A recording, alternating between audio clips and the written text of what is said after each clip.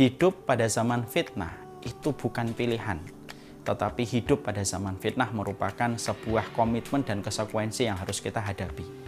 Kita tentunya kalau bisa memilih pada kehidupan kita ingin hidup yang sepi dari fitnah. Tapi hidup itu terkadang tidak memberikan kita banyak pilihan kecuali komitmen yang harus kita berikan.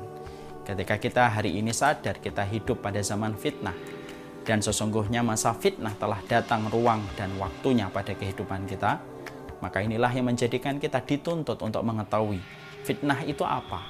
Bagaimana fitnah itu diterangkan di dalam kitabullah dan sunnah. Bagaimana kita menjauhi dari fitnah itu pada kehidupan kita.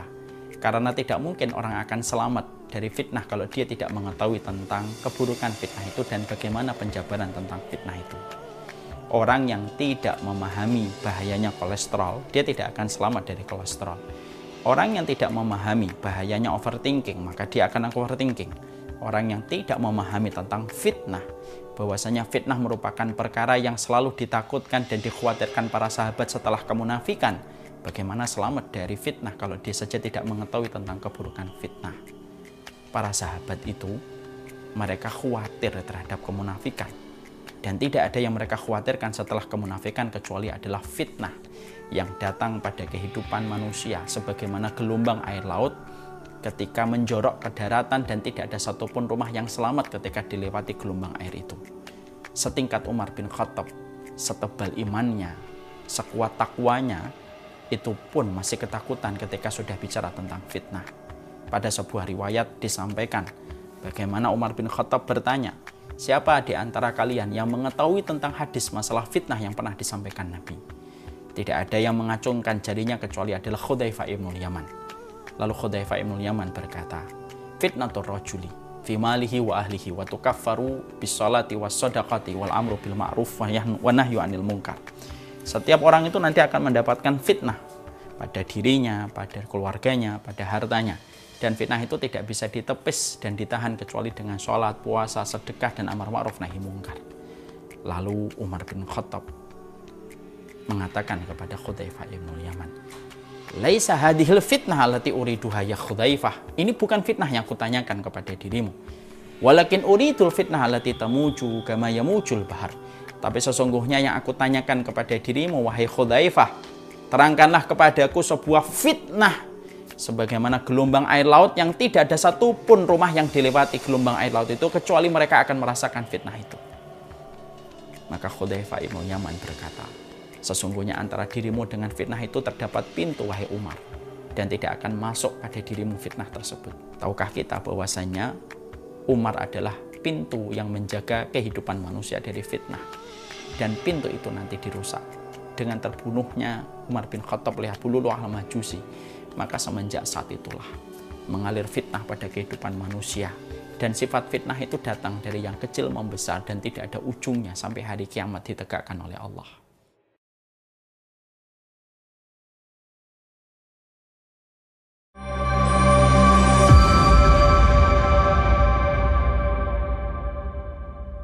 Di dalam tubuh yang sehat terdapat jiwa yang kuat. Ternyata kata-kata ini walaupun cukup terkenal di usia kita masih belia, kata-kata ini mendapatkan banyak evaluasi hari ini. Karena ternyata secara fakta kita mendapati belum tentu orang yang memiliki fisik yang kuat mereka mendapati dirinya mendapatkan jiwa yang sehat. Disinilah kita memahami berbeda dengan konsep keimanan. Konsep keimanan berbeda dengan mensana in corpore sano. Sesungguhnya di dalam kehidupan keimanan adalah siapapun yang memiliki jiwa yang sehat pasti akan memiliki kualitas kehidupan yang baik.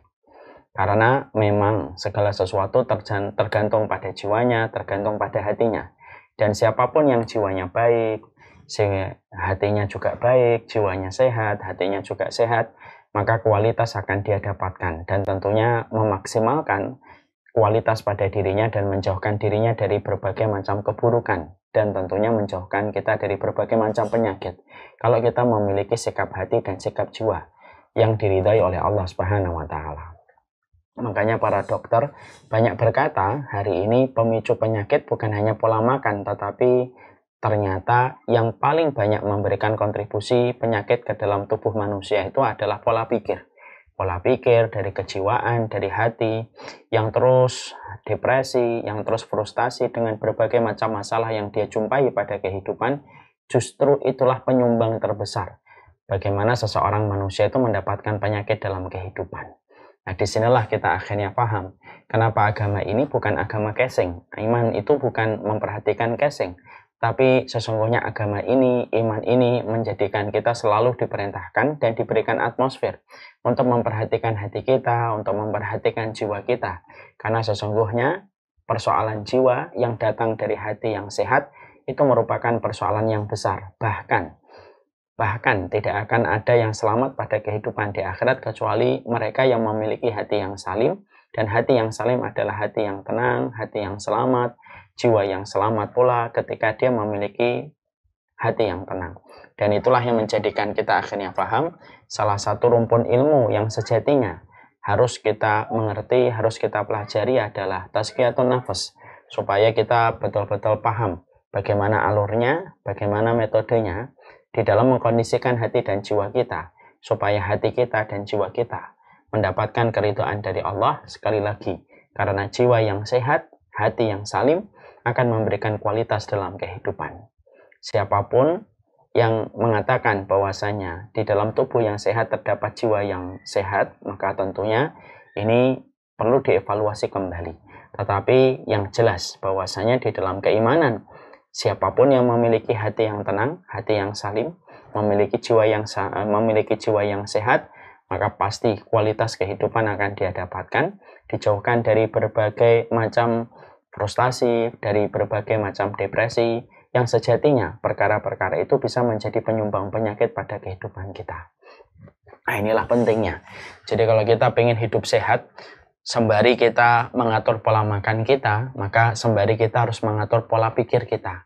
Pola pikir kita terhadap setiap peristiwa, pola pikir kita terhadap setiap kejadian, pola pikir kita terhadap apa yang Allah gariskan kepada kita, pola pikir kita ketika melihat melihat orang lain, maka itu sejatinya pun harus kita selalu perbaiki, karena kualitas dan kesehatan akan datang berbanding lurus dengan komitmen kuat kita menjaga hati kita dan menjaga makanan kita. Nah, itulah yang menjadikan kita membahas materi tazkiyatun nafas pada kehidupan kita selaku penuntut ilmu, supaya kita mendapatkan kebaikan dan mendapatkan keberkahan dalam kualitas kehidupan kita. Kita pada pertemuan yang terakhir kita membahas bagaimana di dalam setiap diri manusia terdapat ada 3 macam nafsu. Yang pertama ada nafsul mutmainnah, yang kedua adalah nafsul lawwamah, yang ketiga adalah nafsul amaratum bisu. Bahwasanya siapapun manusia, dimanapun dia, apapun jabatannya, apapun profesinya, maka sesungguhnya manusia itu adalah memiliki 3 nafsu, yaitu ada nafsul mutmainnah, ada nafsul lawwamah, dan ada nafsul amaratum bisu. Dan tentunya kita sebagai pemilik nafsu, karena setiap manusia itu memiliki nafsu. Setiap manusia itu memiliki nafsu, karena dengan adanya nafsu kita bisa makan, dengan adanya nafsu kita bisa memiliki keluarga, bisa memiliki anak, itu dengan adanya nafsu. Yang salah bukan nafsunya, tetapi yang salah ketika kita tidak mampu mengendalikan nafsu, dan ketika nafsu itu mengendalikan kehidupan kita, itulah yang salah. Karena nafsu ketika mampu dikendalikan, sebagaimana kuda liar ketika belum pernah disentuh oleh seseorang, biasanya liar. Tetapi setelah dia disentuh dengan cara yang tepat, diberikan perawatan yang baik, ditunggangi dengan cara yang benar, maka tentunya kuda itu akan berkhidmah kepada penunggangnya, dan tentunya memberikan kebaikan kepada para penunggangnya, menuju ke tempat-tempat yang dituju oleh penunggangnya. Tetapi ketika kuda liar dibiarkan liar, tidak pernah diberikan perawatan yang benar, tidak pernah ditumpangi dengan cara yang benar, tentunya kuda itu akan tetap liar dan mengakibatkan kecelakaan bagi para penunggangnya. Nah, inilah yang menjadikan kita akhirnya memahami. Itulah beberapa penjelasan tentang masalah nafsu yang sudah kita sampaikan pada pertemuan kita sebelumnya. Sekarang mari kita membahas. Tentunya yang paling beruntung dan yang paling selamat adalah ketika manusia itu didominasi pada dirinya memiliki nafsul mutmainnah. Jadi nafsul mutmainnah itu merupakan salah satu kriteria dari para penghuni surga. Jadi para penghuni surga itu mereka memiliki nafsul mutmainnah pada kehidupan mereka. Makanya tidak ada yang paling tenang ketika seseorang itu berpulang ke alam barzah, kecuali yang paling tenang adalah pemilik nafsu yang tenang, yang disebut dengan nafsul mutmainnah. Makanya Allah menyampaikan pada surat Al-Fajr 27 dan 28, Ya ayyatuhan nafsul mutmainnah, irji'i ila rabbiki radiyatan mardiyah. Wahai nafsu, wahai pemilik nafsu yang tenang, nafsul mutmainnah, irji'i ila rabbiki radiyatan mardiyah. Maka pulanglah kamu menuju kepada Rabbmu dalam kondisi kamu ridho kepada Allah dan Allah pun ridho kepada kalian. Maka sesungguhnya tidaklah dilapangkan barzah seseorang, tidaklah dimudahkan hisab seseorang, tidaklah diberatkan mizan seseorang di dalam kebaikan, tidaklah dijaganya seseorang ketika dia melewati sirat, dan tidaklah dibukanya pintu-pintu surga yang Allah sediakan untuk seseorang, kecuali Allah sediakan itu kepada pemilik nafsul mutmainnah. Inilah sebenarnya harta yang paling mahal, yaitu adalah ketika orang telah memiliki nafsul mutmainnah. Bertemu dengan seseorang yang menceritakan tentang salah satu circle sahabatnya dalam kondisi bergesekan yang luar biasa. Konfliknya begitu banyak, apapun yang meninggalkan Al-Quran, tidak mempelajarinya, kita termasuk pada kategori hamba-hamba Allah. Maka sesungguhnya setelah kita mendengarkan suara qari ini, karena sesungguhnya Islam itu betul-betul menempatkan persamaan dalam setiap anak itu bukan sesuatu yang gampang, terutama ketika mereka kita perintahkan untuk sholat. Kehidupan itu akan menghadapkan kita kepada orang yang kejujuran, yang menjadikan kita akhirnya mengetahui ini wanita apa yang diperbuat sampai setiap keluarganya ketika dimakamkan saya melihat saja. Apalah arti baik secara zahir kalau Allah saja memberikan diskon dan dispensasi selama 1 bulan itu 1 pekan mereka tidak inilah dunia. Bagaimana cara kita memahami dunia ini? Lihat doanya Umar bin Khattab. Allah yang mengetahui bahwasanya Nabi Muhammad adalah orang yang paling beriman. Kapan seseorang itu berjalan di atas kaidah Rabbani? Kapan seseorang itu berjalan di atas perbanyak sumpah? Karena orang yang memperbanyak sumpah itu akan mendapatkan. Mereka suka mengatakan la tuhaditsuna illa bil Quran. Ini adalah mobil-mobil limited edition. Harganya 10 kali lipat. Kita rubah narasi menjadi aksi. Mari kita rubah setiap. Kalau merasa tidak tahu, dia tidak akan sombong. Orang kalau merasa tidak tahu, dia selalu menelisik detail.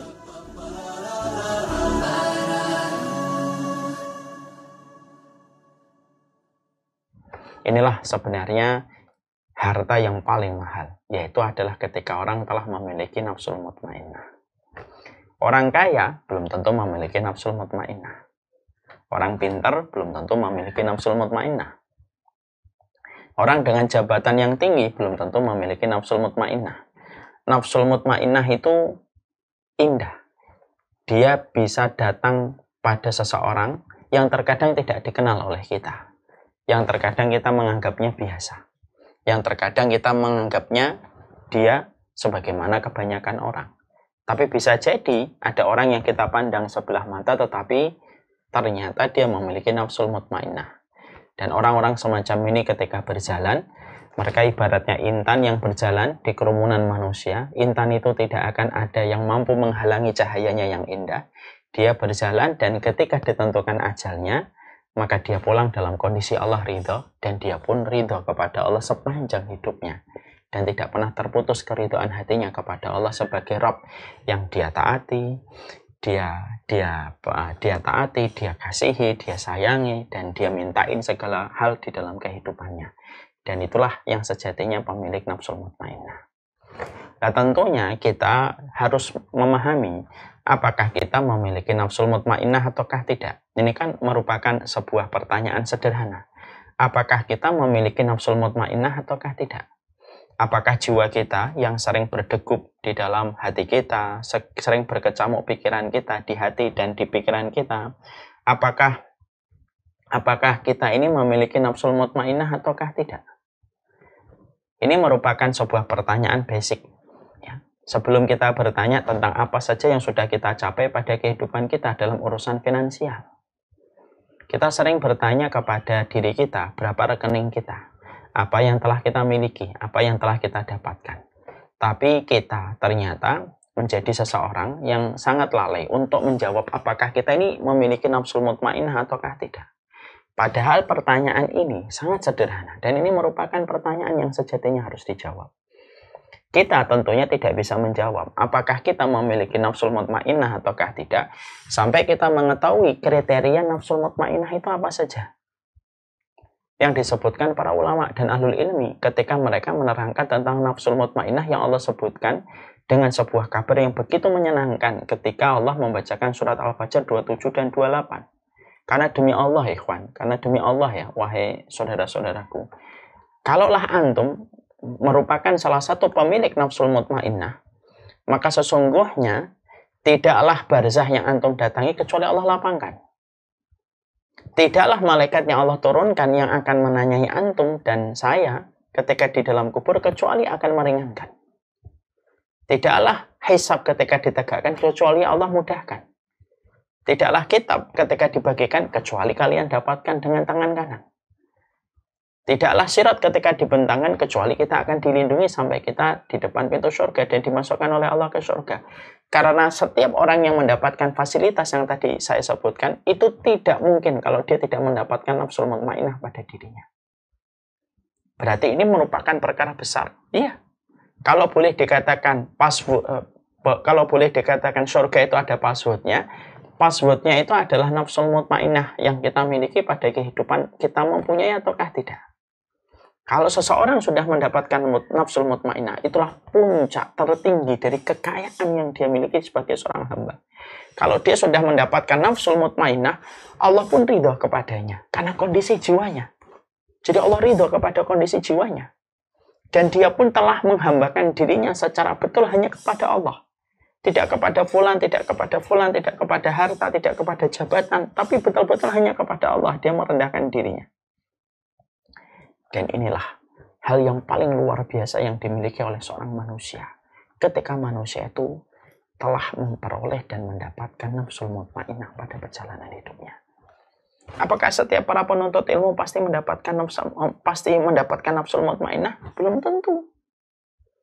Apakah setiap orang yang mereka menyampaikan kalimat-kalimat Allah mereka memiliki nafsul mutmainnah? Belum tentu, belum jaminan. Karena sesungguhnya hanya Allah yang tahu.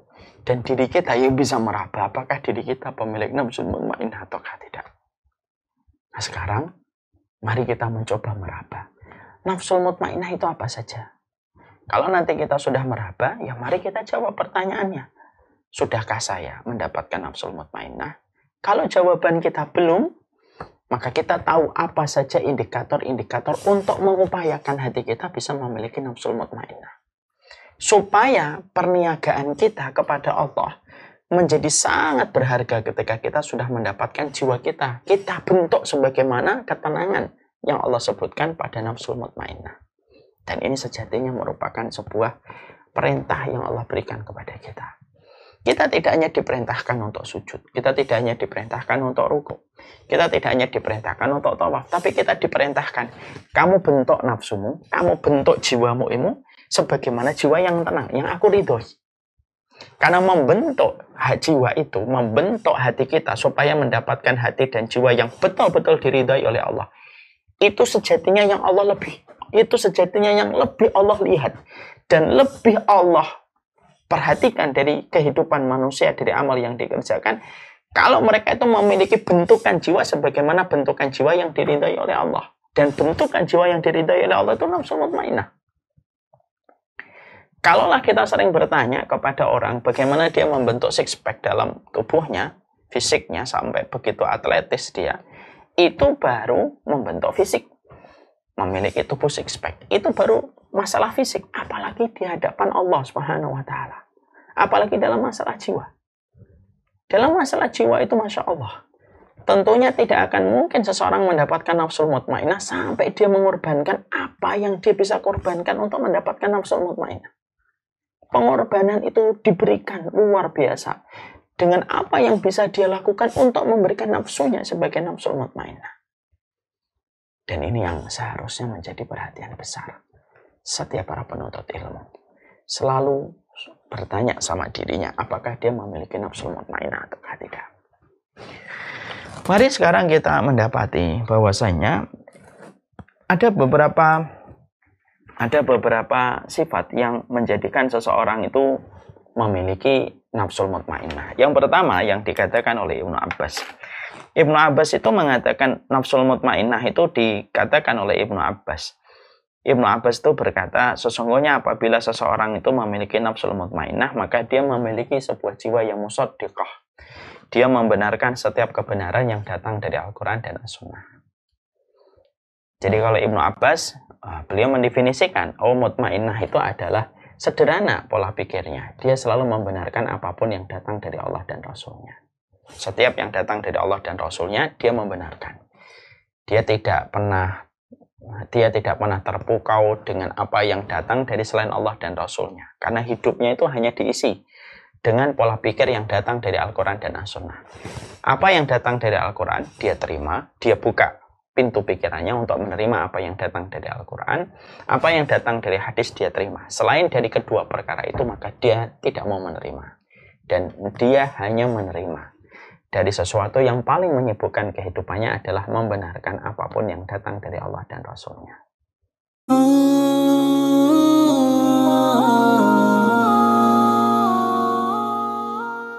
Pada suatu hari, Ibrahim bin Adham pergi berburu dan berhenti di tempat peristirahatan. Hasanah itu melebihi semua hadiah-hadiah mewah yang diberikan oleh orang lain kepada kita. Sampai Rasulullah menyampaikan di dalam salah satu riwayat, khairul quruni qarni, summal ladzi yalunahum, summal ladzi yalunahum. Kenapa doa ini termasuk salah satu doa 40 Rabbana yang kita harus lakukan? Masya Allah, luar biasa bagaimana Umar bin Khattab menjaga hatinya. Letakkan peraturan untuk anak, untuk suami, untuk istri, untuk orang-orang di sekitar kita. Jadi mereka sudah betul-betul kosong. Mereka sudah menggadekan ibunya, menggadekan anaknya, menggadekan istrinya, sudah tidak diterima. Mendapati keluarga kita berangkat lebih dulu jam keberangkatan mereka kepada alam barzah. Anak kita kalau umur 10 tahun tidak menegakkan sholat, kita disuruh mukul. Pukulan yang tidak sakit. Siapapun yang apabila dalam kehidupan ini yang mereka harapkan itu hanyalah apa yang ada di sisi manusia. Maaf ya, coba kita merenungkan. Kalau kita mungkin ketika melihat bagaimana peristiwa, semua tata cara di dalam kita berdoa, contohnya menyebut Asmaul Husna, sholawat kita kepada Rasulullah. Ya, tentunya kalau kita mendefinisikan nafsul mutmainah itu artinya musaddiqah, berarti kita ingat kepada baginda Abu Bakar radhiyallahu anhu. Abu Bakar radhiyallahu anhu merupakan salah satu sahabat yang membenarkan setiap apapun yang datang dari Nabi, walaupun pada saat-saat yang berat, ketika terkadang akal begitu sulit menerima hal-hal yang disampaikan oleh Nabi pada saat itu. Contoh dalam peristiwa Isra Mi'raj. Kita paham ya, peristiwa Isra Mi'raj itu merupakan peristiwa hadiahnya Allah kepada Nabi Muhammad setelah Rasulullah melewati Amul Huzni, kehilangan Ibunda Khadijah dan kehilangan Abu Thalib. Maka pada saat itu Rasulullah melakukan Isra Mi'raj. Lalu ketika Rasulullah pada waktu paginya setelah melakukan perjalanan malam, subhanalladzi asra bi 'abdihi lailan minal masjidil harami ilal masjidil aqsa, setelah beliau melakukan perjalanan malam dari Masjidil Haram menuju pada Masjidil Aqsa, lalu akhirnya dinaikkan menuju pada Sidratil Muntaha. Maka pada saat itu ada beberapa manusia yang kembali murtad ketika Nabi menceritakan peristiwa Isra Mi'raj yang dilalui oleh beliau. Orang-orang musyrik ketika mendapatkan Muhammad menceritakan tentang Isra Mi'raj, maka orang-orang musyrik ini langsung senang, lalu bergegas mendatangi Abu Bakar. Lalu mereka mempersiapkan bahan atas apa yang diceritakan oleh Rasulullah Muhammad supaya Abu Bakar itu sama dengan yang lainnya. Dia menjadi ragu terhadap apa yang didakwahkan oleh Muhammad Rasulullah. Dan supaya bisa menjadi murtad sebagaimana harapan orang-orang musyrik. Datanglah beberapa orang musyrik kepada Abu Bakar dan menyampaikan bahwasanya sahabatmu menceritakan kepada kami dia melakukan perjalanan dari Masjidil Haram ke Masjidil Aqsa dan naik ke Sidratul Muntaha. Dan itu diucapkan sahabatmu. Dan pagi ini dia sudah berada kembali di kota Makkah. Lucu ya. Gimana itu sahabatmu bisa menceritakan hal yang semacam itu tidak masuk akal. Maka jawaban yang disampaikan oleh Abu Bakar ini jawaban yang menggambarkan keimanan beliau yang kuat sekali. Beliau lalu berkata, apa yang diucapkan oleh Muhammad? Apapun yang diucapkan oleh Muhammad, la usaddiqannahu. La usaddiqannahu fima huwa ab'adu min dalika. Bahkan kalaupun Nabi Muhammad mengucapkan sesuatu yang jauh lebih tidak masuk akal dari apa yang kalian ceritakan kepada saya hari ini, saya pun tetap akan membenarkan apapun yang datang dari Nabi Muhammad. Maka disitulah akhirnya orang-orang musyrik mereka terdiam, terbisu, tidak bisa lagi mempengaruhi keimanan yang dimiliki oleh Abu Bakar. Disitulah kita harus mengerti betul. Pemilik nafsul mutmainnah itu sebenarnya kalau merujuk kepada apa yang disampaikan oleh Imam Ibnu Qayyim, maka mereka itu memiliki sebuah konsep. Kehidupan mereka itu kalau berpikir hanya mencukupkan dengan apa yang datang dari kitabullah dan sunnah dan membenarkan. Membenarkan. Ingat ya, membenarkan bukan berarti kita gampang menyalahkan, membenarkan bukan berarti kita gampang mengkafirkan, membenarkan bukan kita gampang untuk memvonis orang lain, enggak. Tapi basic hatinya, sepenuh jiwanya hanyalah membenarkan apapun yang datang dari Allah dan Rasulnya. Dan dia betul-betul memberikan kepatuhan, ketundukan, serta setelah dia membenarkan apapun yang ada di dalam kitabullah dan sunnah sebagaimana yang diajarkan oleh Nabi dan diimani oleh para sahabat. Makanya kalau ada seseorang yang memiliki nafsul mutmainnah, ya inilah basicnya mereka. Mungkin terkadang mereka melewati berbagai macam ujian ketika membenarkan perkataan Allah dan Rasulnya. Mendapatkan ejekan, mendapatkan olok-olokan, bahkan terkadang apa yang datang dari kitabullah dan sunnah, terkadang mungkin tidak sesuai dengan apa yang trending, tidak sesuai dengan apa yang viral. Mungkin terkadang tenggelam dengan pemikiran-pemikiran yang hari ini mungkin sedang dipuja dan digandrungi oleh banyak orang. Maka bagi orang yang mutmainnah jiwanya, dia tidak sama sekali terpengaruh dengan apapun yang datang dari yang trending, apapun yang datang dari yang viral, ketika dia memiliki sebuah sikap membenarkan apa yang datang dari Allah dan Rasulnya. Maka itulah termasuk salah satu jiwa yang tenang. Ibnu Abbas berkata, pemilik jiwa yang tenang itu selalu membenarkan. Itu kata Ibnu Abbas. Kriteria yang kedua yang disampaikan oleh Imam Qatadah. Ya. Imam Qatadah menyampaikan kepada kita bahwasanya pemilik nafsu yang mutmainnah itu adalah seorang mukmin yang nafsunya tenang dengan apa yang dijanjikan oleh Allah. Dia tenang di pintu makrifat terhadap asma dan sifatnya berdasarkan kabar yang datang dari Allah dan apa yang datang dari Nabi. Tenang atas kabar yang datang tentang apa yang terjadi setelah kematian dan alam barzah dan kejadian di hari kiamat seakan-akan melihatnya dengan mata telanjang. Artinya kalau kita merujuk kepada apa yang disampaikan oleh Imam Qatadah, maka definisi jiwa yang tenang itu adalah orang yang mereka itu tenang dengan apapun yang dikabarkan oleh Allah dan apapun yang dijanjikan oleh Allah.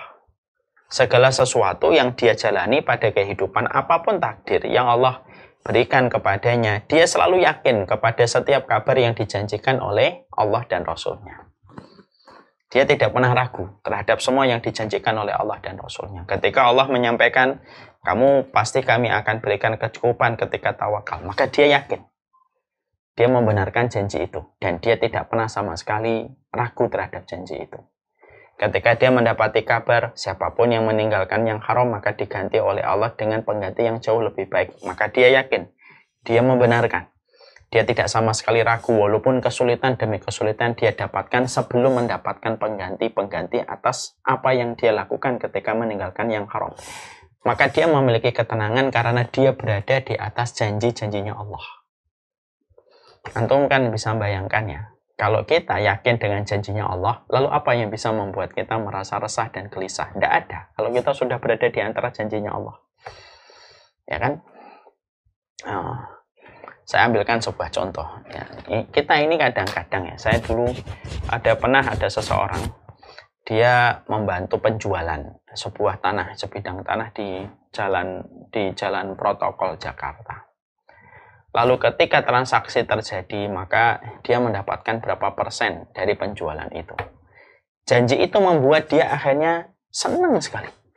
Padahal pada saat itu baru dijanjikan dan baru diberikan nanti ya, kalau sudah transaksi sudah selesai, sempurna, nanti kamu dibagi 1/1. Dibaginya 1/1. Maka ketika baru dijanjikan itu sudah senang, sudah merencanakan apa yang beliau lakukan, ingin melakukan umroh, ingin mengumrohkan ibunya, ingin membelikan ini untuk orang tuanya, sudah banyak yang beliau lakukan. Padahal itu baru janji. Kalaulah kita dijanjikan sama manusia atas sesuatu yang membuat kita akhirnya senang menjalani hari-hari kita karena ada janji manusia yang diberikan kepada kita. Lalu kita bisa nggak membayangkan kalau ada seseorang, pada kehidupan seseorang itu dia mendapatkan janji dari Allah.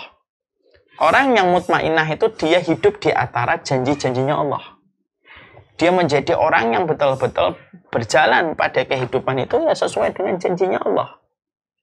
Dan tidak ada satupun yang bisa menjadikan dia kecewa dan tidak ada satupun yang bisa menjadikan dia bersedih. Karena dia di antara janji-janjinya Allah.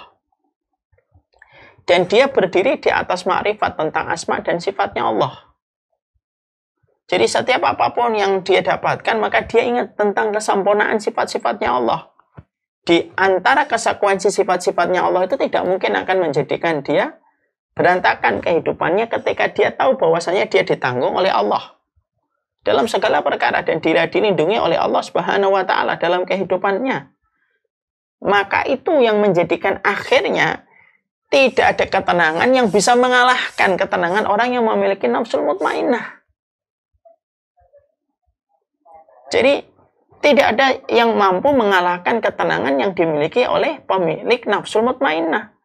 Karena kalau orang sudah yakin kepada Allah Subhanahu wa taala dengan apa yang Allah janjikan, apalagi ketika dia memahami tentang sempurnanya sifatnya Allah, maka kehidupan itu akan dijalani dengan tenang, dijalani dengan lapang. Tidak ada satupun yang berhasil menyempitkan kehidupannya dan tidak ada satupun yang bisa mengecewakan kehidupannya. Karena selalu tergantung langsung kepada Allah dan terhubung langsung dan terkoneksi langsung dengan Rabb yang menciptakan alam semesta. Sehingga apapun yang dia perbuat, apapun yang dia kerjakan, apapun yang dia jalankan pada kehidupannya, tidak akan pernah keluar dari koridor yang Allah ridhoi pada perjalanan kehidupan dia itu. Sehingga akhirnya pada saat itulah dia akan merasakan ketenangan yang luar biasa.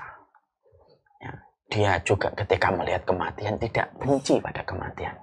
Jadi orang kalau sudah memiliki jiwa yang tenang itu, maka dia tidak pernah merasa takut, merasa benci kepada kematian.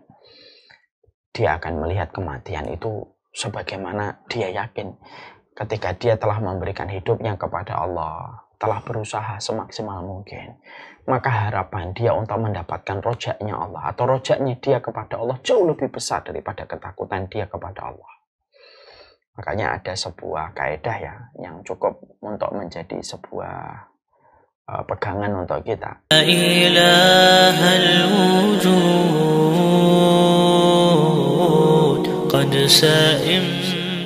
Jauhkanlah orang ini dari neraka ya Allah. Ketika pandangan, maka sesungguhnya Al-Quran itu memetakan orang-orang yang mereka tidak pernah ingat. Mereka rela terstruktur, terevaluasi di dalam proses mereka belajar peristiwa. Yang mana peristiwa itu satin orang. Maka kelak pada kehidupan di akhirat, mereka nanti lapor hisab kemudian mulai dilakukan. Maka ketika hisab itu sudah mulai dijalankan, tapi mereka tidak jahat, mereka tidak mendolimi. Tidak ada orang yang kebingungan dalam kehidupan di akhirat, kecuali kebingungan tidak pernah punya istri dan Allah tidak punya anak.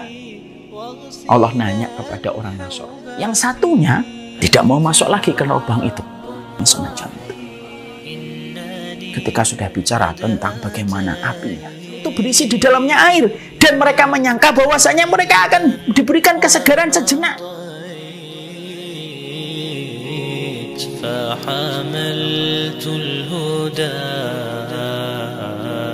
صادقا في المدى أنت رب رحيم Makanya ada sebuah kaidah ya yang cukup untuk menjadi sebuah pegangan untuk kita. Ar-roja awsa'u minal khauf. Roja itu lebih luas daripada khauf. Orang kalau nafsul mutmainnah kadang takut ketika memikirkan dosanya, memikirkan maksiat yang pernah dia lakukan. Tapi rojaknya dia, berharapnya dia kepada Allah Subhanahu wa taala bahwasanya Allah itu Maha Pengampun. Allah mengabulkan setiap doa, Allah mengabulkan setiap pinta, dan Allah mengampuni setiap hambanya dengan ampunan yang jauh lebih besar daripada kesalahan dosa yang dilakukan manusia. Itu yang menjadikan akhirnya dia dalam kondisi yang selalu tenang. Ar-roja'u awsa'u minal khauf. Akhirnya dia dalam kondisi yang tenang dalam setiap kehidupan. Memandang kematian tentunya dalam pandangan ketenangan. Tenang dia memandang kematian. Kalaupun takut wajar, tapi ketakutan itu tidak mendominasi dan tidak menguasai hatinya. Kalaupun takut wajar, tapi dia tidak pernah benci kepada kematian. Qatadah lalu melanjutkan kembali. Pemilik nafsul mutmainnah itu tentrem atas takdir Allah. Dia ridho, dia nerima, dia tidak pernah berkeluh kesah terhadap takdir. Dia yakin bahwasanya takdir itu sejatinya tidak pernah salah. Jadi takdir itu sejatinya tidak pernah salah pada kehidupan dia. Ya, sehingga dia ridho kepada setiap ketentuan yang Allah berikan kepadanya. Kalau dia tidak pernah putus asa terhadap apa yang lepas darinya, sebagaimana dia tidak pernah berbangga atas apa yang dimiliki. Sebelum musibah itu datang kepadanya, dia telah siap dengan setiap musibah yang mungkin akan dia temui. Ya, jadi orang kalau sudah berada pada sebuah tingkatan nafsul mutmainnah, jadi kalau seseorang itu sudah berada pada konsep nafsul mutmainnah, kalau seseorang sudah berada pada tahapan nafsul mutmainnah, dia tahu hidupnya itu akan melewati ujian. Lalu dia mempersiapkan yang terbaik sebelum ujian datang. Dan dia tidak akan kaget dengan setiap ujian yang datang pada hidupnya. Karena dia sudah tahu karakter keimanan itu akan mempertemukan dia dengan banyak ujian yang Allah kirimkan untuk menggugurkan dosa-dosanya dan kemaksiatannya. Masya Allah ya. Orang yang dikatakan nafsul mutmainnah ini bukan hanya nerima, bukan hanya ridho. Dia tidak hanya nerima, dia tidak hanya ridho. Tapi pemilik nafsul mutmainnah ini, mereka itu adalah orang yang sudah tahu akan mendapatkan ujian, lalu tahu bahwasanya ujian yang dikirimkan oleh Allah tidak akan pernah mampu melebihi kemampuan dan kekuatan dirinya, dan dia tahu bahwasanya pertolongan Allah pasti datang bersama dengan ujian yang datang, dan dia sudah mempersiapkan dirinya untuk bertemu dengan ujian-ujian itu.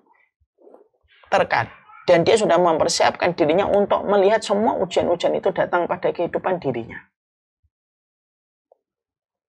Dan dia siap dengan perkara itu sebelum ujian itu datang.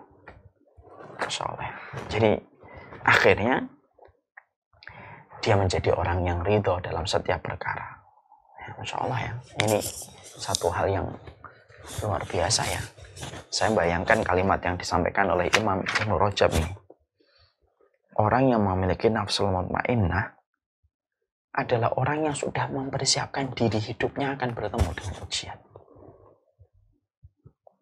Kalaupun ujian itu datang, dia ridho, dia terima, dia mengharapkan kebaikan di sisi akhirat di balik setiap ujian yang datang.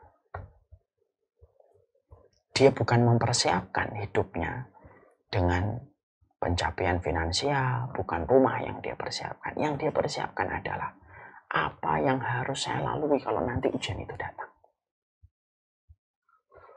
Dan dia sudah menyiapkan dirinya untuk bertemu dengan gelombang-gelombang ujian yang akan pasti datang pada kehidupannya. Dan itu yang dilewati sama orang yang memiliki nafsu mutmainnah. Orang kalau memiliki keimanan standar, biasanya adalah orang yang nerima ketika mereka diuji. Tapi pemilik nafsul mutmainnah memiliki spesifik yang lebih istimewa. Dia bukan hanya nerima, dia bukan hanya ridho ketika ujian datang, tapi dia sudah mempersiapkan apa yang harus dia siapkan sebelum dia mendapatkan benturan-benturan ujian pada kehidupan dia. Dan akhirnya dia siap. Serta kesiapan ini menimbulkan ketenangan pada kehidupan mereka. Insyaallah ya. Jadi kalau punya harta, sudah siap kalau tiba-tiba nanti satu waktu Allah tiba-tiba ngambil harta itu. Dia sudah mempersiapkan. Kalau punya sesuatu, dia sudah siap. Pada sesuatu yang dia miliki, di situ pasti ada ujiannya. Lalu dia persiapkan setiap waktu. Sampai akhirnya keridhaan yang dia berikan kepada Allah. Apa bedanya ridho dengan cinta, Ustaz? Nah, ini yang tentunya kita harus paham ya. Orang yang memiliki nafsu mutmainah itu ridho.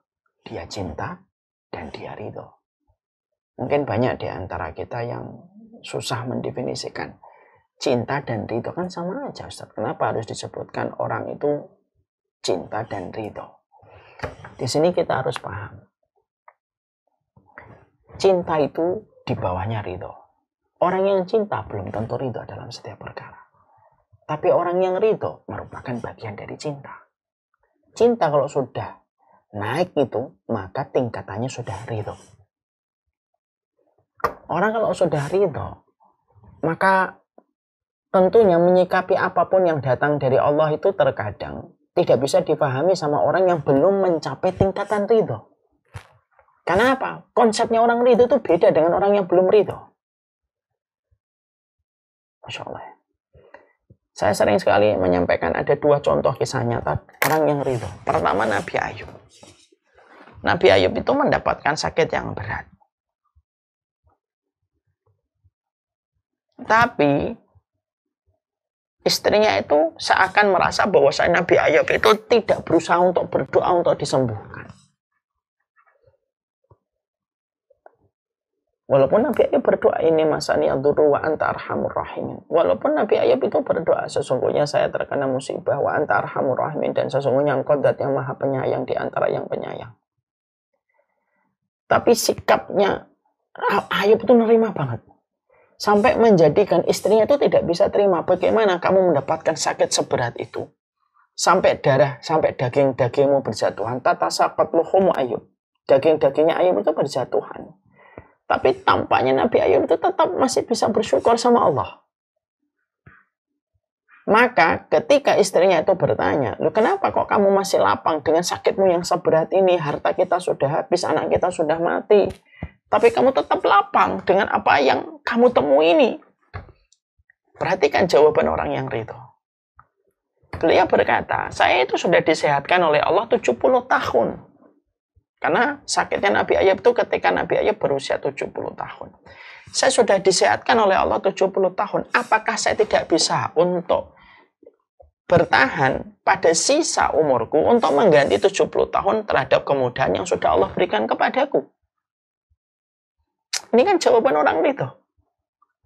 Jawaban orang ridho ini kalau Nabi Ayub kita terjemahkan pada kehidupan hari ini. Kalau ada orang diuji, terus dia tetap senang gitu. Kenapa kamu tetap senang diuji? Bilang, sudah Allah berikan kemudahan bagi saya kok. 20 tahun saya baik-baik aja. Kemarin ketika di usia muda kok wajar kalau sekarang saya diuji. Itu perkataannya orang kan Nabi Ayub itu kalau diterjemahkan semacam itu. Itu perkataan luar biasa. Ini bukan perkataan rekayasa untuk mendapatkan pencitraan. Enggak, ini perkataan yang betul-betul datang dari hati sepenuh jiwa. Tidak ada rekayasa dan tidak ada settingan. Loh, sampai Allah itu memuji Nabi Ayub itu apa? Nabi Ayub itu dipuji oleh Allah, innahu awwab, sesungguhnya hamba yang selalu kembali kepada Allah. Dalam setiap kejadian hidupnya itu selalu kembali sama Allah, itu Ayub. Allah yang memuji. Dan Allah memuji kesabaran Nabi Ayub, itu yang memujinya Allah. Padahal zat yang paling sabar di atas muka bumi ini siapa? Zat yang paling sabar di atas muka bumi ini Allah. Lu sampai Allah yang maha sabar aja memuji Nabi Ayub atas kesabarannya. Karena ridho sudah.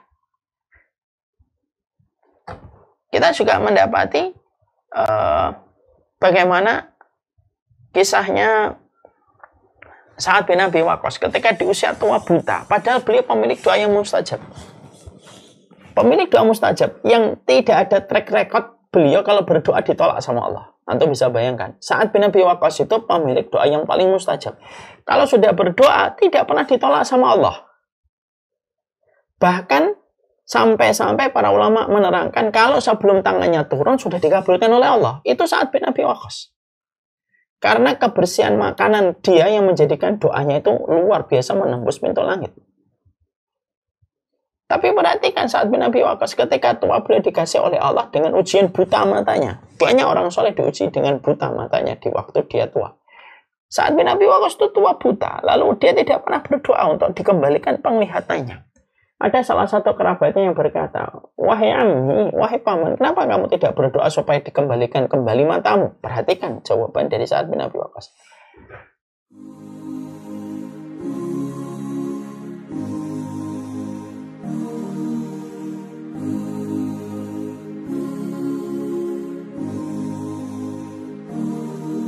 بين الرجاء والخوف قلبي طائر ومن اليقين النور بيض جوانحي فوق السحاب يطير حرا مدركا نسمو كماله للكون وجه آخر نحيا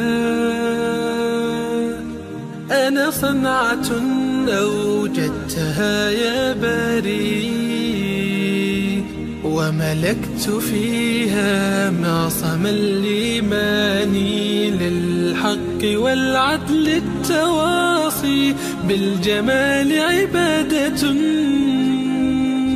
حسن التأمل بالإله وصال كالجمال يرى ويطلب نبعه كالقرب حين دعاء تداعب طفلها وتظنه أملا كما حاجاتنا منا إليك نريد يا الله.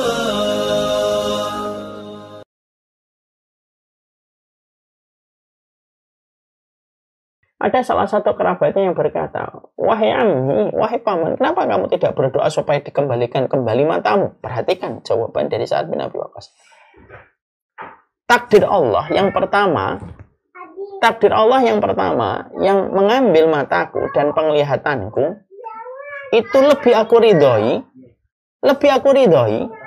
daripada aku berdoa meminta kepada Allah supaya dirubah takdir yang pertama itu. Aku lebih ridha takdir yang pertama daripada saya mengangkat tangan lalu meminta takdir itu dirubah untukku. Masya Allah ya. Makom kita yang belum mencapai nafsul mutmainnah itu mungkin kok gitu ya. Karena memang cara memandangnya kita makomnya bukan makom mutmainnah. Tapi kalau orang sudah makomnya mutmainnah itu sampai seridho itu sama Allah. Makanya ridho itu kata para ulama di dalam Tazkiyatun Nafs, ar-ridho a'la minal mahabbah. Ridho itu lebih tinggi daripada cinta. Kita ini diperintahkan mencintai Allah dan kalau mampu ridho sama Allah. Makanya predikatnya para sahabat itu apa? Predikatnya para sahabat itu bukan ahabballahu awahibbah. Bukan Allah mencintai dia dan dia mencintai Allah. Tapi statusnya para sahabat itu adalah radhiyallahu anhu wa ridha anhu. Allah ridho kepadanya dan dia pun ridho sama Allah. Karena ridho itu lebih tinggi daripada mahabbah. Orang yang memiliki nafsul mutmainnah ini, dia ridho. Baik dalam musibah yang dia peroleh, ataupun dia sudah tahu bahwasanya iman yang dia tambahkan akan mempertemukan dia dengan banyak ujian. Dan dia sudah mempersiapkan diri sebelum ujian itu datang. Dan dia tahu ujian itu datang sesuai dengan hikmahnya Allah, sesuai dengan kebaikan dirinya, sesuai dengan kekuatan yang dia miliki, dan dia mengimani pertolongan Allah itu akan datang membersamai setiap ujian itu datang.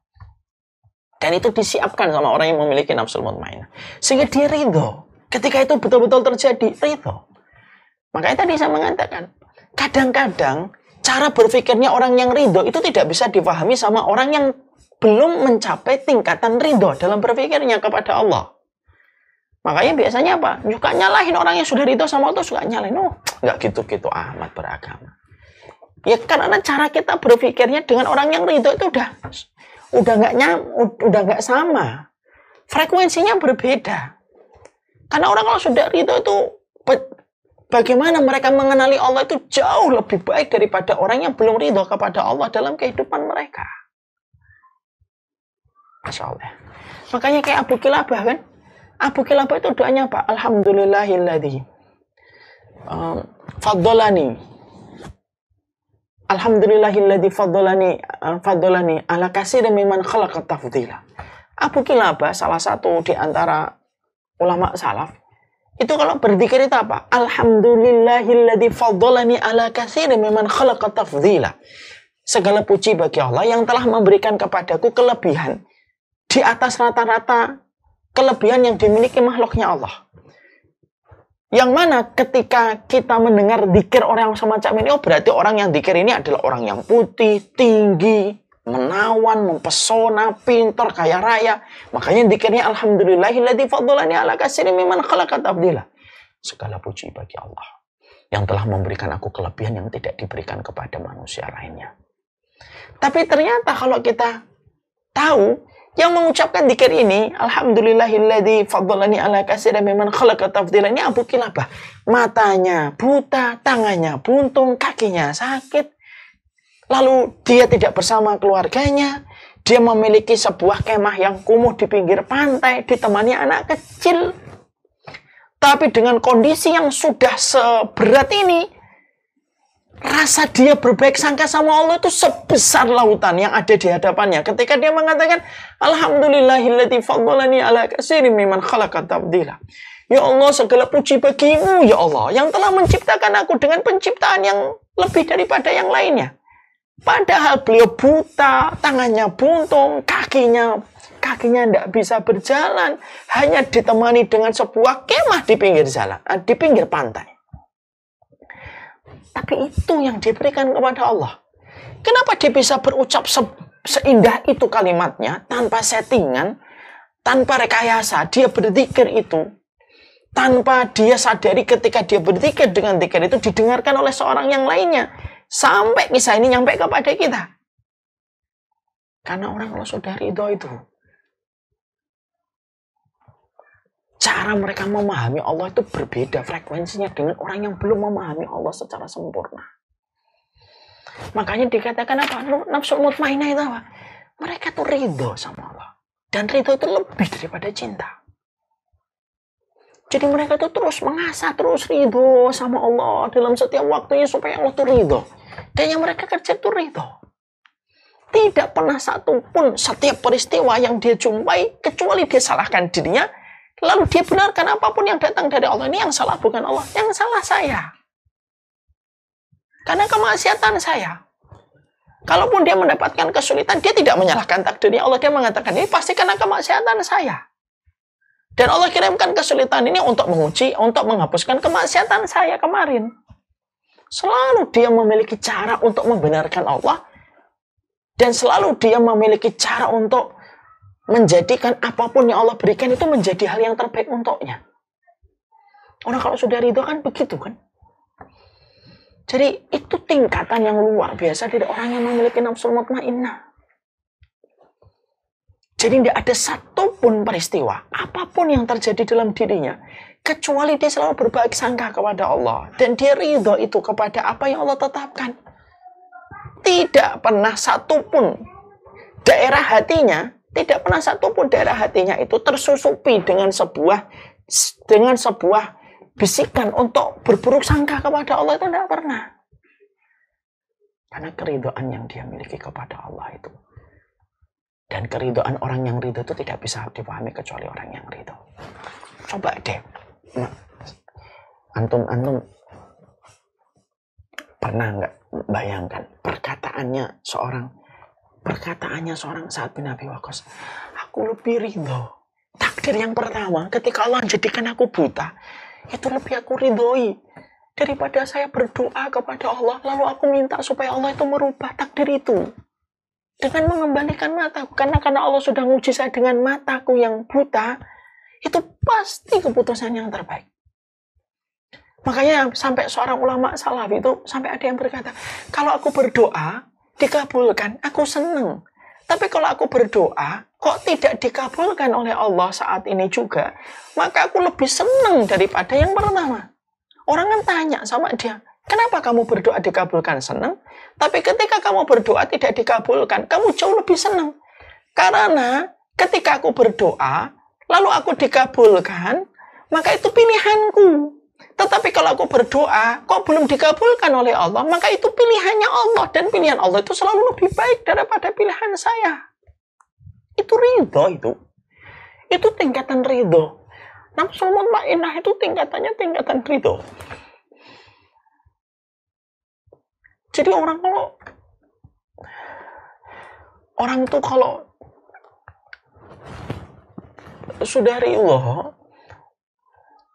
selalu melihat apapun yang Allah berikan sama dia itu ya sudah ridho dia. Kalaupun dia mendapatkan kelapangan, mendapatkan kesabaran, dilewati sama. Makanya perkataan Umar bin Khattab, orang yang ridho itu gimana? Umar bin Khattab kan komentar, aku tidak ngerti apakah sabar dan syukur itu mana yang lebih utama. Selama dua-duanya menghantarkan aku kepada ridhanya Allah. Selama dua-duanya menghantarkan aku kepada rahmatnya Allah. Umar bin Khattab radhiyallahu anhu sampai mengatakan begitu. Aku ini tidak tahu nih antara sabar sama syukur mana yang lebih baik. Karena yang aku tahu dua-duanya itu menghantarkan aku kepada ridhonya Allah. Artinya Umar bin Khattab itu mau dikasih kelapangan, beliau terima. Kalaupun dikasih dengan ujian pun, beliau juga terima. Dengan apa yang beliau akan hadapi dengan ujian itu. Itulah ridho. Jadi orang kalau sudah dalam kondisi mutmainnah itu ridho. Yang dia selalu lakukan berburuk sangka sama dirinya, tetapi berbaik sangka sama keputusan Allah. Coba, apa ada yang bisa mengalahkan sebuah narasi yang indah yang mengatakan kalau aku berdoa dikabulkan, aku senang. Tapi aku kalau berdoa kok belum dikabulkan, aku lebih senang. Karena yang pertama permintaan diriku, yang kedua itu pilihannya Allah, dan pilihan Allah itu selalu lebih baik daripada pilihan makhluk. Cara berpikirnya tidak lagi tentang dia. Tapi orang yang memiliki nafsul mutmainnah itu cara berpikirnya kembalinya kepada Rabb. Jadi cara melihatnya itu dari melihatnya Allah. Bukan dari melihatnya dia. Saya maunya begini, saya maunya begini. Itu kan menurut kita, maunya kita. Kalau orang sudah nafsul mutmainnah, ketika orang itu sudah ridho dengan nafsul mutmainnah, maka cara dia melihat itu tidak lagi melihat dari dirinya. Sudut pandangnya bukan dari dirinya, tapi sudut pandangnya sudah dikembalikan lagi kepada Allah. Allah yang ridho gimana? Apapun yang datang dari Allah ya sudah, saya ridho. Bukan lagi tentang dia. Bukan tentang apa yang saya mau. Bukan tentang apa yang saya inginkan. Tetapi apa yang Allah ridho. Apa yang Allah tetapkan. Apa yang Allah gariskan. Apa yang Allah iriskan. Saya terima. Saya ridho. Itulah gambaran terindah dari orang yang memiliki nafsul mutmainnah. Jadi kalau kita masih berpikir tentang kita beribadah sama Allah, tentang aku, gimana aku nih, aku ini gimana? Kita belum sampai tahap itu. Kita berdoa, kita begini. Ya Allah, jangan ini, ya Allah, ini jangan ini, ya Allah. Itu tentang kita. Mungkin kita mencintai Allah, tapi belum sampai pada tingkatan ridho. Kalau orang sudah ridho itu tentang Allahnya. Ya, makanya akhirnya melihatnya selalu dikembalikan kepada apa yang Allah mau, bukan apa yang kita mau. Dan ini tingkatan berat. Makanya paling berat pada kehidupan kita itu apa sih? Ridho dan ikhlas. Dua perkara ini yang paling berat. Ridho dan ikhlas. Ridho, ikhlas itu yang paling berat. Makanya dikatakan di situ adalah ridho. Ya, maka orang yang apabila memiliki nafsul mutmainnah, maka dia ridho kepada apapun yang Allah tetapkan, dia pasrah kepada Allah Subhanahu wa taala. Itulah definisi yang ketiga tentang orang yang ridho. Jadi orang yang memiliki nafsul mutmainnah itu adalah selalu membenarkan. Orang yang memiliki nafsul mutmainnah itu hidup di antara janji-janjinya Allah. Kalau sudah hidup di antara janjinya Allah, mau ngomong apa aja manusia tidak peduli, dia hidup di antara janjinya Allah. Kamu begini, kamu meninggalkan yang haram ini, kemarin kerja udah enak kamu itu kerja malah ditinggalin gitu. Kita berkata ya karena ada yang haram saya tinggalkan. Emang kamu bisa dapat? Bodoh kamu meninggalkan semacam dia tetap yakin. Orang ngomong apapun dia tetap yakin meninggalkan yang haram diganti sama Allah. Hidupnya di antara janji-janjinya Allah. sholat di masjid, orang komen, nggak bisa, banyak hal yang harus dilakukan, nggak mungkin setiap hari harus di masjid gitu. Dia tetap yakin kualitas hidup tuh ketika mendisiplinkan sholat, yakin apapun yang dikabarkan Allah tuh diyakini sepenuh hati. Lalu kemudian dia sudah gitu, cinta dan ridho itu beda. Cinta dan ridho itu beda. Ridho lebih tinggi daripada cinta. Nah, semoga kita dimudahkan untuk meraba kita. Ya Allah, saya ini sudah punya ridho atau belum? Saya ini sudah memiliki nafsul mutmainnah ataukah belum? Dan itu kembalinya kepada diri kita meraba.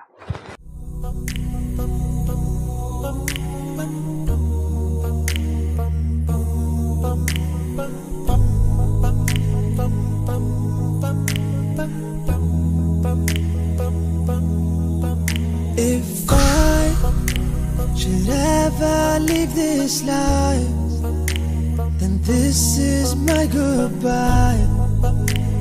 No, I will always love you, and I won't ever leave your side. Please know that I did my best, and I've been nothing but blessed. I pray that we meet again in our new address. Oh yes, in heaven, with you every second, in the Prophet's presence. So take this moment to